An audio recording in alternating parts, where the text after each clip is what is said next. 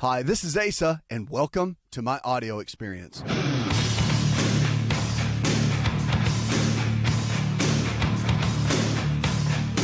Your life, remember, if the body can get sick, you can also get well. It's about living your potential. That's what this show's all about, because we all have potential. The question is, are we tapping into it? Are we living the lifestyle and the life that we were designed to live? We were all given a gift, and that's this life. Remember that the odds were against you being born, and you were born. That right there is amazing, and that right there is a gift, and that's what sets you apart from everything, is that you were given this gift of life. So what are you doing with the life you've been given? It's about reaching your potential. It's about getting to the next level. It's about making an impact with your health and with your life. 888-283-7272 is the phone number. Lines are open. You can give us a call. And don't forget, go to the website, AsaRx.com, and you can send us an email. We'll make it part of the show. Or if you want me to answer in private, I'll be glad to do that as well. Whatever you prefer, we're here for you. So whatever you're struggling with, we want to talk about it. We've got providers that can help you all around the country, no matter where you are. We've got a provider that can dig their heels in with you, whatever you're struggling with, whatever your condition is, and handle it the way that we talk about here on the show. Let's talk about hip pain a little bit. I want to kick off with that and start into that a little bit, because there's 5 common causes of hip pain, specifically in women. And hip pain can result from wear and tear, overuse, and a few other causes. So couple types of chronic hip pain that we look at and can see is because it has a lot of different causes. The diagnosis first, though, you got to figure out if it's your hip. So the American Academy of Orthopedic Surgeons said hip pain is often felt in the groin or outside the hip, directly where the hip joint ball and socket is located. So that's where you kind of feel that. And the causes of hip pain in women can be different. When a female patient comes to see most doctors complain of hip pain, they consider the patient's age, build, and activity level. If the patient's a thin 20-year-old runner or a heavy sedentary 80-year-old grandmother, there's a lot of the possibilities are very different. So you have to start thinking differently depending on what the conditions are. Arthritis can be the first thought. Chronic hip pain in women is often due to arthritis, particularly osteoarthritis, which is the wear and tear that affects people as they age. The ball and socket joint starts to wear and tear out. So arthritis pain is often felt in the front of your thigh or in the groin because of the stiffness and the swelling inside that joint. And that's where you get a lot of the pain. Hip fractures are another one. You got to think about that. Now, that comes with age, right? So the 20-year-old runner is probably not going to have that kind of condition. But, nevertheless, hip fractures are a big deal. And anyone with osteoporosis, which is decreased bone density, right? The bone's not as thick and hard as it needs to be. Symptoms of a hip fracture include pain when you straighten, lift, or stand on your leg. And also, the toes on your injured side will appear to turn outward, a sign that can aid your doctor's preliminary diagnosis. So you'll kind of have the toes and the foot will flare out to the side. Hip fractures are a pretty big deal. Okay, tendonitis and bursitis, these are other ones that are not as impactful, but they still don't feel great. So many tendons around the hip connect to the muscles in the joint, and these tendons can easily become inflamed if you overuse them or participate in strenuous activities. One of the most common causes of tendonitis in the hip joint, especially with runners, is IT band syndrome. Iliotibial band is a thick span of tissue that runs from the outer rim of the pelvis to the inside of your knee. Another cause of the hip pain in women is bursitis. So if you deal with hip pain at all, there's a lot of reasons why, and there's a lot of ways to take care of it. So we're talking about another area too, and this mimics hip pain, which is really, really interesting, but it's called hernia. And if you've ever heard of a hernia, it's where there's of course, in the groin area, there's a femoral and inguinal hernia. These are always referred to as sports hernias. They can cause anterior frontal hip pain in women and men, by the way. Pregnant women can be susceptible to the inguinal hernias because of the added pressure on the wall of their abdomen. Now, gynecological and back issues are another big issue. Hip pain in women can have a lot of gynecological issues. And depending on your age and other health issues, the pain in your hip could be coming from some other system. Endometriosis is another one. Now, with the endometriosis, which the uterus lining grows somewhere else, can cause pelvic tenderness, which some women describe as hip pain. Pain from the back and the spine can also be felt around the buttocks and the hip. Now, sciatica, which is a big, big deal. This is not, this one hurts. Like this is one that you need to watch out for. But sciatica is a pinched nerve, typically affects one side of the body and can cause pain in the back of the right or left hip, rather. So that one is quite the challenge, and we see that a lot, especially in clinical practice. Treatment for the hip pain depends on the diagnosis. So it's all about the diagnosis. Remember, it's inflammatory in nature. It's wear and tear unless there's some kind of injury.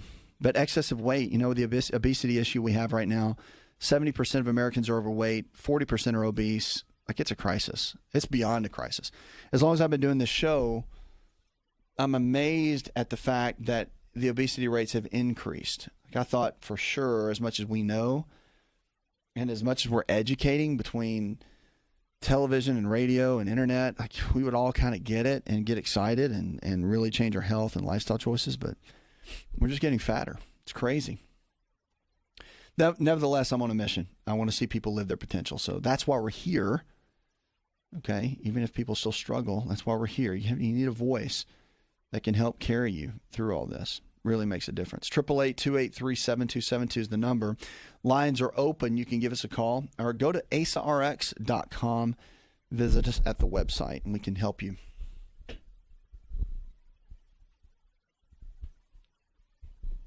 Let's jump on the phones here. I see you waiting for me. Let's go to Ava. Hi, Ava. I am 46 years old, and over the past year and a half, it's gotten to where I am just as tired when I wake up as when I have gone to sleep. I usually kind of bottom out around 4 o'clock each day, and I'm getting 8 to 9 hours of sleep a night, so I was concerned. Yeah, the sleep issue, it's important. I mean, regardless of what anybody tells you, it's super, super important. You have to get sleep. And if you're not, and you're not getting the level of sleep that you feel like you need, if you're not getting in that deep REM stage of sleep, and you know when you are. I mean, if you're not dreaming at all, you're not getting into a very deep stage of sleep. So it's okay if you don't remember your dreams like vividly, but you kind of know if you dream or not. So if you're not hitting that stage, yeah, your body's not getting into a real deep stage of sleep. So I would encourage you, first and foremost, to look and see if you have any neurotransmitter, which are the brain chemicals, instability there. Because a lot of times with sleep, what you find is that it can be mineral deficiencies. Like, it could be something like calcium or potassium or magnesium, which is pretty common, by the way. But it also could be something neurotransmitter related. So if you just find that it's just imbalanced and you can't get there, that's probably what it is. The brain chemistry, like serotonin levels, even GABA, when those levels are off even a little bit, it can cause sleep disturbances. So check out your routine. Like, make sure you've got a good, solid routine every day, that you're not sporadic in the way that you go to bed at night, that you've got a good sleep hygiene, as we call it, and that you've got a good routine going each day. That's the first thing you got to check. Do that for like a week, and then you can let us know. I get the testing done, though, for the neurotransmitters. If you can't find a doctor to do that, let our provider team know, our lifestyle providers. They're all around the country that can help you. Okay? But we're here no matter what. But sleep is a big deal, and I'm glad you reached out to us, okay? We'll talk soon. 888-283-7272. We'll be right back. Hi, it's Asa. I'm giving you a copy of my best-selling book for free to help you in your health journey today. I'll pay for the book. All you do is just cover the small shipping and handling costs. Go to AsaRx.com and get your free book today.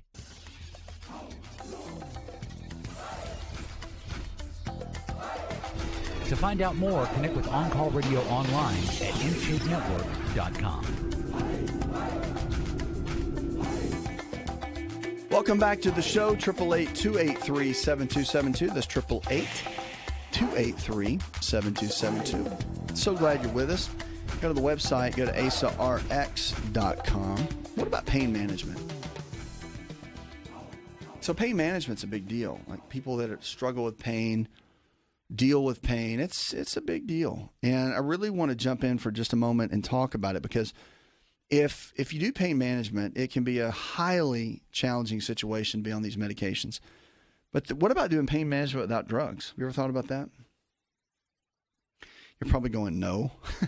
So pain management without drugs is possible. So when it comes to this, and you're looking at chronic pain, what can you do? Well, when chronic pain sets in, people immediately look for their medicine cabinet or rush to the drugstore, because the medication usually offers temporary pain management relief. We don't want pain. Like, the two things human beings we avoid pain, But we create change in our lives due to one of two things, either pain, massive pain, or pleasure. And usually pain and fear will push us further into change than the latter. But nonetheless, I mean, that's how we're wired, and that's how our brains work, and that's how our bodies work. So when you're talking about pain management and getting relief from pain, of course we go to medicine because we don't want to hurt. Like, that's pretty simple, right? So acupuncture, there's some alternatives in pain management that I hope you'll consider. So if you struggle with pain management, or if you struggle with pain and you're in pain management, right, look at some of these alternatives because they're really, really good. I'm excited about them. Number one is acupuncture. It's the oldest pain management technique in the world, Chinese practice of acupuncture.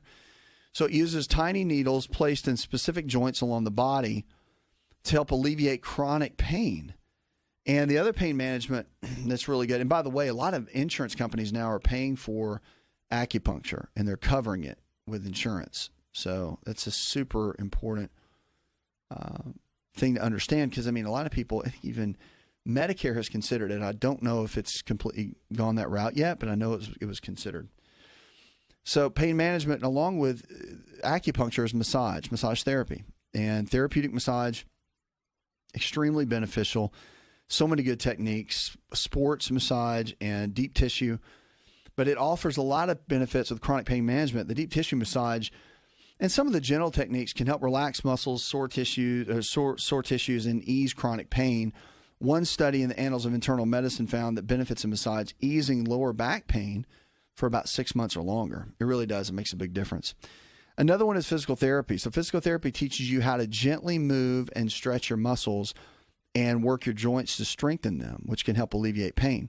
Unlike medication, physical therapy can actually help treat the underlying source of your pain, whether it's arthritis or another condition that can help. Physical therapy can also include water therapy, which is like working the muscles in the pool or whirlpool. And physical therapy also includes regular exercise and working with pain specialists trained in physical therapy, and can teach you the right way to exercise or alleviate pain, not increase it. So in a recent article in the Annals of Internal Medicine, it found that doing home exercises taught by physical therapists was more helpful for neck pain than actual drugs. Think about that. That's pretty cool. Hot and cold therapy is another big. When you're seeing the cryotherapy clinics now, have you seen those? So cryotherapy is where it's really, really cold, and the sub-zero temperatures, not sub-zero, but it's really, really cold. These low temperatures of the body, with what it does to the body, helps from recovery. So, but the heat and contrasted with the cold, hot and cold therapy can help quite a bit. And so the heat therapy boosts the blood flow in areas of the body due to pain due to inflammation, and it allows muscles to relax. So you can apply a heating pad or a heat wrap and then relax in a hot bath for pain management. Can soothe everything, really. The cold therapy, though, can be useful for pain management. It slows blood flow to a painful joint, so the swelling's reduced and the nerves aren't able to send messages as quickly for pain. So you can apply a cold pack or even do the cryotherapy. So we're talking about pain management, doing it naturally. You listen to the AsaRx experience. Give us a call, 888-283-7272 to join in the show, or go to the website, go to AsaRx.com. So another one for pain management, we're talking about hot and cold therapy. We've talked about acupuncture. We've talked about massage therapy and physical therapy. But what about therapy for the mind? So anxiety, stress, and depression can all aggravate the pain cycle in the body. So it's important not to ignore the emotional side of your pain. So cognitive behavioral therapy, which can teach you how to manage thoughts and feelings of your body's physical response, can effectively manage chronic pain. Biofeedback is another method that teaches you how to control your body's reactions to pain.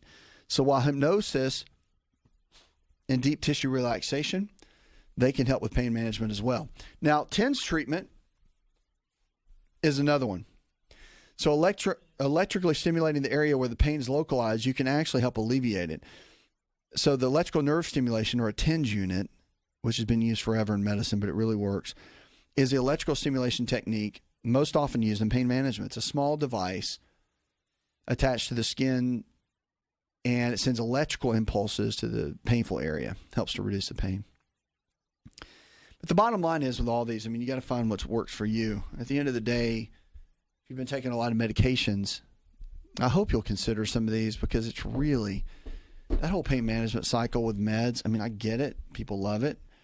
They get addicted to it, but it's a bad cycle. Like, the pain meds are long term for your health and your brain and your mind and your body. It's just not a good cycle. So if you can come out with a new way of doing this, whether it's acupuncture, massage therapy, physical therapy, hot cold therapy, TENS unit, whatever you have to do, like, just pick something. But maybe look at some of these natural options as alternatives to be able to help you along the way. 888-283-7272.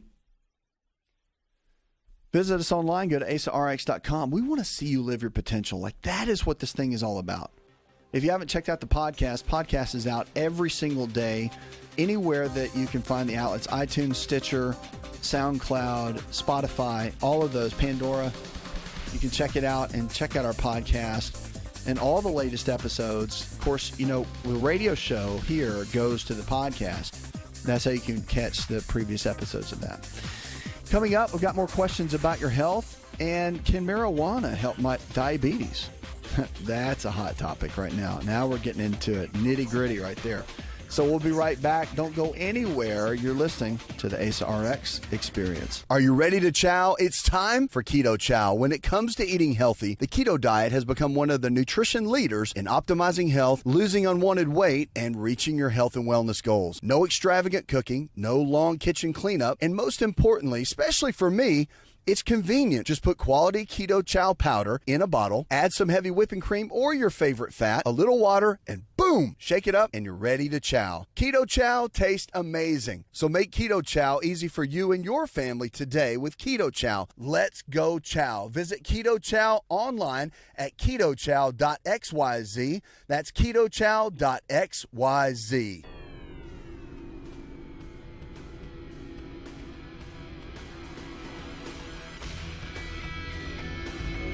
To find out more, visit the show online, InShapeNetwork.com. Welcome back to the show, 888-283-7272. That's 888-283-7272. So glad you're with us. This show is all about helping you live your potential. I'm Asa, your host. Good to be with you as always. So we're going to dive in. Like, I'm just going to go ahead and deep dive in to this topic that no one wants to talk about, right? So, and when you say it, everybody freaks out because it's been taboo for so long. But I'm talking about marijuana and medicine. Like, and all my conservative folks are like, don't talk about the marijuana. Don't talk about the CBD. Don't talk about. Yeah, it's here. Like, so many states have adopted it. It's here, and it's a plant. So let's jump into it, okay? Now, I've never been a marijuana smoker. Like, I've never been into it. I mean, even in my day of youth, right, running around college and all that, I was just never a pot guy. Just never was. It's never my thing. So now that it's here in medicine and they've got studies behind it and we're really diving into this thing, I want to get into some of it because I think we need to know. Like, it's one thing just having an opinion about what we think, but it's another thing to jump into the research and look at it. So research and the risk, and so we're talking about marijuana and can it help diabetes? Because there's a lot of things that we know it can help, but what about diabetes? I think this is really interesting. Research is now on the benefits of medical marijuana for people with diabetes is preliminary. They're doing new studies on it. But research for marijuana for medicinal purposes is limited, and the FDA has not approved the drug as a standard of care. 29 states and Washington, D.C., have legalized medical marijuana. All right, 29 states. That's a lot. And that legalization has passed at a time when some research, which has mostly been observational and conducted by animals, links marijuana use to improved symptoms and outcomes, even associated with conditions like HIV, multiple sclerosis, chronic pain, and mental disorders. But what do researchers say about using marijuana to help prevent diabetes? Well, can cannabis really help prevent diabetes? That's the question. So the marijuana plant contains chemicals called cannabinoids, okay? And they have a wide range of effects, including increased appetite and diminished pain and inflammation. That'll sound great But, I mean, really, what's the deal, right? So even with some of the preliminary research that suggests that medical marijuana may help improve glucose control and insulin resistance, doctors across the board aren't that fast to recommend medical marijuana for diabetes prevention. So that's because most of the studies have really not met the gold standard of what we use in the studies. So medical marijuana hasn't been analyzed in a large, randomized controlled study in which human subjects with type 2 diabetes actually used it. So such studies reduce the risk of bias in study authors and provide the most reliable evidence for what we have with what we call a cause and effect relationship between two factors. So in this case, it'd be medical marijuana and diabetes. So we just have a correlative link right now. But with that being said, they did a study in the American Journal of Medicine. And they have some observational clues about how cannabis can affect diabetes, which I think is pretty cool. So they looked at nearly 600 adult men and women currently using marijuana, and about 2,000 had used it in the past. After fasting overnight, their blood drawn were screened for other health factors like high blood pressure, body mass index, and waist circumference. Compared with those participants who had never used marijuana, the people who used the marijuana had a 17% lower fasting insulin level and glucose level. They also tended to have smaller waistlines, so the level of obesity was down. Interesting. Their BMI was better. So the results from the latter study seem to support the conclusion that observational cross-sectional studies that were published about this in the British Medical Journal, that they were saying that about 11,000 participants were in this one. And they theorized that the anti-inflammatory properties of the cannabinoids may have led to the improved health outcomes of the participants. See, the whole may have thing, may have, might have, could be. But the fact that they're discussing it, I think, is great, because could it be that it helps? I mean, nothing's going to help diabetes more than a healthy lifestyle. Like, you can't go smoke pot and eat donuts and get rid of diabetes. Like, let's just call it what it is. Okay. Like, that's not where we're going in this conversation. But the fact that it has some chemicals in it that can be beneficial for diabetes, I think is worth discussing, and it's worth talking about. So can it help control diabetes? That's a different topic. So studies investigating marijuana as diabetes prevention tool have not been conclusive. One study suggests the drug may be used to help relieve diabetes symptoms, which can be kind of cool, like diabetic neuropathy. This was in the Journal of Pain. So diabetic neuropathy, or painful nerve damage due to chronic high blood sugar, which may lessen the discomfort of inhaling marijuana.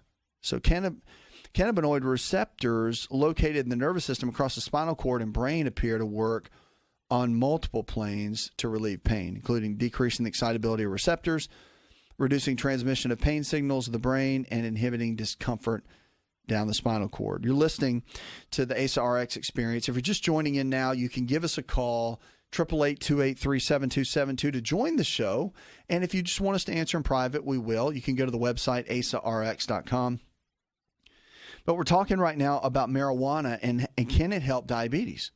Because I think it's an interesting conversation, just to say the least, about how marijuana can help any condition for that matter. I think we just hear marijuana and we all freak out. And it's like, oh no, but you'll take any of these other drugs that are so full of side effects. And then we look at marijuana, which I'm not like some marijuana fan, trust me. I just think it's interesting that we're now having these conversations and that 29 states have accepted it. Like, it's just an interesting time that in my lifetime I never thought I would see. So it's cool that we're having these conversations, because it does have benefits, and we're seeing that. And I think that when you talk about, I mean, it is natural, so it's a plant. So anytime we're dealing with any kind of something somewhat natural, it's pretty cool to see the way God designed it. Now, the whole getting high thing, that's a whole different topic. But the benefits and the medicinal benefits that can come from the cannabis is pretty strong. The THC is a whole different topic. But the CBD portion, the oil that we're now seeing and using, that one is really powerful. So the barriers, just so you know, there's barriers to this research. And again, that's too technical, but I want to get into what a lot of the clinicians are saying. So clinicians agree that more data is needed, which is cool. The research is in the infancy. We all get that. But as far as the marijuana medically using medicinally to improve measures of metabolism for diabetes, there's a lot more unknowns than knowns. And it's way too early to make a recommendation for using cannabis for diabetes. So Troy Donahue, he's a physician, an associate professor right down the street from us in endocrinology and diabetes at the University of Florida. Although I'm a Seminole, go Noles. He studied the effects of marijuana use following bariatric surgery. So Donahue was previously at the University of Colorado in Denver, where he saw many patients with diabetes and obesity who use cannabis recreationally or medicinally for anxiety, sleep, or pain control. He notes that one thing clinicians agree on is that strains of marijuana that produce a feeling of highness, the THC, many of which are recreational, would not be advisable for people with diabetes because they tend to increase appetite. Yeah, for sure. So for people with diabetes, strict diet and weight management, it's crucial to help regulate blood sugar levels and increase insulin sensitivity. So what do doctors know? They know behavior changes like healthy diet and more physical activity, as well as approved medications for weight loss and diabetes, have been proven to halt the development and progression of the disease. So we know the risk and benefits, he says, and that makes the approaches far more preferable than medical marijuana for physicians to recommend. So what are the next steps?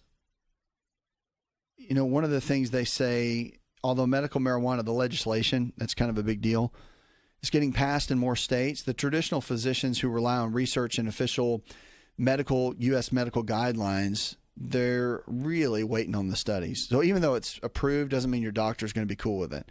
And a lot of guys and gals are jumping on the marketing bandwagon, and you'll just be an all-pot clinic, right? So you go in and get your medical card and get all the marijuana you want. There's a lot of that going on. Just be careful with that. I get business and I get marketing. I just don't know that I'm a huge fan of that. I mean, that's capitalizing in a way. And I mean, just like the pain management clinics, which I think do a lot of good, by the way, well-run pain management clinics that are not there, you know, as a glorified drug, you know, pushing meal, which they busted a lot of those recently. But the really good pain management clinics that are doing great, they screen very well, and they don't just hand out pills to everybody. I really have so much respect for that because a lot of people are in pain. And if that's the case for a medical marijuana clinic, that's great. But if it's just solely for working it for profit, not cool.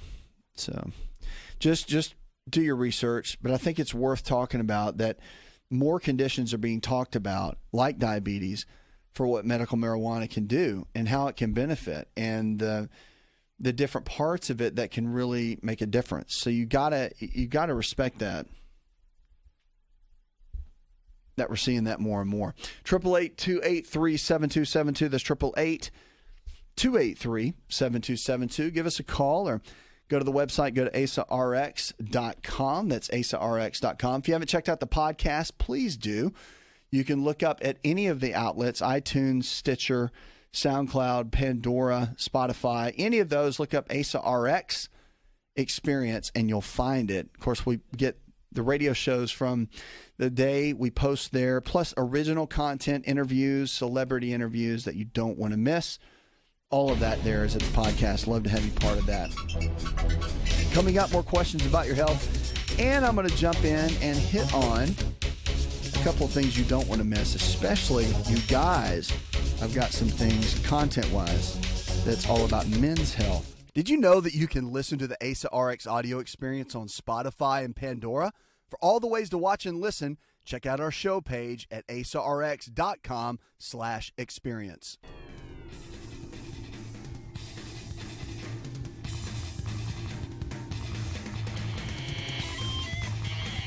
Connect with On Call Radio and watch On Call TV at InShapeNetwork.com.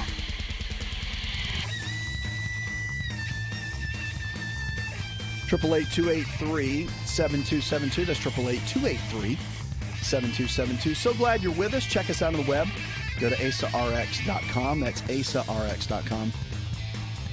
Listen, this show's all about helping you live your potential. I don't care who you are, where you come from.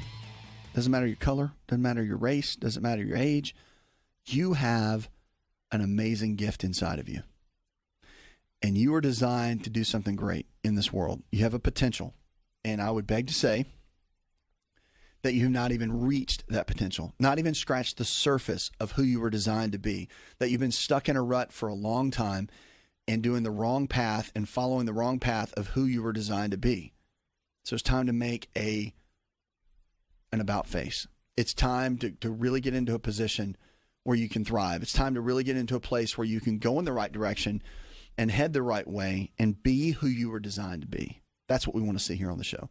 And that's what you were designed to be. That's what we want to see for you more than anything else. So give us a call, 888-283-7272. At the website, I want you to go there, get a free copy of my book, and dive into it, because it will take you from where you are to where you need to be in your health. It will take you from A to Z in your health, and it will make a humongous difference. Yes, I said humongous difference in the way you live and everything about your life. It will take you literally from really, really not so great habits to great habits. It will take you out of health challenges into great health. It will, if you're already super healthy, it'll take you to the next level of healthy. Like it'll take you all the way around. So I encourage you to go there and check it out. Let's get on the phones and go to Alex. Hi, Alex. I can't say this word. It's fibromyalgia. I know that's not right, but you know what I'm talking about. I just hurt and ache and burn and tingle, and I'd like to know what would be good for this. Thank you so very much. You're welcome, darling. And let me help you on that. So fibromyalgia is one of those conditions that some doctors think it's a legit diagnosis, and it is a legit diagnosis. And some say it's not. Some say it's more mental than anything. And it's where the soft tissue, muscles for that matter, and the soft tissue of the body ache and they hurt. So, for example, you come up to somebody that says they that have been diagnosed with fibromyalgia, and they just ache. You grab their arm, and they just freak out. You grab their shoulder, and they're like, ah, they scream because it hurts. And there's reasons for that. The pain receptors and the inflammation in the body is elevated. But then also you got low brain chemistry. A lot of times there's a significant correlation with low serotonin levels in the brain and the achiness that goes on with fibromyalgia and the pain, the chronic pain, and the consistent pain. So all that can play a big role. So all that to say, one of the things you've got to look at is you really want to focus on cutting out inflammation in the body, okay? So if you deal with that sort of pain, you got to look at your diet. If you're eating all kinds of foods and not really concerned about your diet, you probably got a lot of inflammation in the gut. If you got a lot of inflammation in the gut, you got a lot of inflammation in the body, period. That's just the way it goes. Now, the other piece to look at is your brain. So if you've ever taken antidepressants for anything, if you've ever gone that route of any kind of brain chemistry related issue or drugs or whatever, then that can play a role in this deal. It can play a big one, especially serotonin. Serotonin can play a big one and really be a game changer in it. So that's why somebody that has fibromyalgia, one of the first line treatments in medicine is putting that person on an antidepressant. And 90% of the time, a lot of the symptoms and pain goes away. It's like, what's up with that? Well, what's up with that is that the serotonin levels were low and they fixed that, and then the pain goes away and you had a neurotransmitter issue. It wasn't a pain issue. It's just how the body was exhibiting it. So a lot of things you can do to raise serotonin levels. First, though, you got to figure out, you got to get tested, okay? You need to get tested with your neurotransmitters, figure out which one's low, which one's high, which one needs to be stabilized, which ones are doing great, because you could eat certain foods that can affect one and mess up the other. You could build up one and have another one drop. So there's a lot of things you've got to do to make sure that you're doing the right things when it comes to getting the right nutrition for the body. And the testing is so important. So you can eat certain foods for serotonin, like protein-rich foods, like turkey is amazing. And then, of course, your meats, like red meat, although I'm not a big fan of doing that all the time, but the red meat is really, really good for brain chemistry. It's good for depression. You can definitely get in certain vitamins and minerals. Pyridoxal 5-phosphate is great. Magnesium is really good, as well as your omega-3 fatty acids. And also, don't forget vitamin B3. B3 is big as well for the brain chemistry and building up serotonin levels. There's a lot you can do to make that happen. So I would encourage you in this challenge that you're facing, get your diet right, okay, doing the anti-inflammatory based diet, get the eating right, because the inflammation's got to go down, period. And then secondly, as you're doing that, get testing done for your neurotransmitters so you know exactly which one it is. And then there's a nutritional protocol. If you need that, just let us know. Get with one of our healthy providers that are in your area. They're all over the country, so we can get you with a provider that can help you figure out exactly what's going on inside the system for you. And we can build a good game plan from there. So that is the ultimate key, really, when it comes down to it. Because the challenge is, in something like this, is to get everything balanced. And it's all about the research. It's about the tests. It's about knowing what's there and what's not there. 888-283-7272. We've got Samantha that sent an email in. She said she's from Washington, D.C., and says, I've been struggling heavily with low energy levels. I get up in the morning and I'm tired, and I go to bed really awake. What is that? Okay, that is classic symptoms of adrenal fatigue. Adrenal fatigue is one of those that we don't talk a lot about in healthcare and in medicine, but it is a real condition. And it's where the adrenal glands, which are the little stress glands that sit above the kidneys, that produce a hormone called cortisol. They also produce norepinephrine and epinephrine. But when cortisol is in DHEA, when they're off, then your energy levels are going to be off. And the more tired, as we call it, or fatigued the adrenals are, the less the body's going to work at its peak level. So getting some testing done for the adrenals is really important, but then there's also a lot of herbal remedies that can help, and a certain specific dietary plan, which I've got a whole webinar on that at the website, that will help you. Puts another hour in the charts. I want to thank our producers, Derek Allen, Mr. Fig, and John Garrison, our chief engineer. Go tell one person something you learned on the show. Together, we can transform the health of our friends, our families, and our communities. You're listening to the show that helps you live your potential. This is AsaRx Experience. Did you know you could listen to the AsaRx audio experience on Spotify and Pandora? For all the ways to watch and listen, check out our show page at asarx.com/experience. Hi, it's Asa. I'm giving you a copy of my best-selling book for free to help you in your health journey today. I'll pay for the book.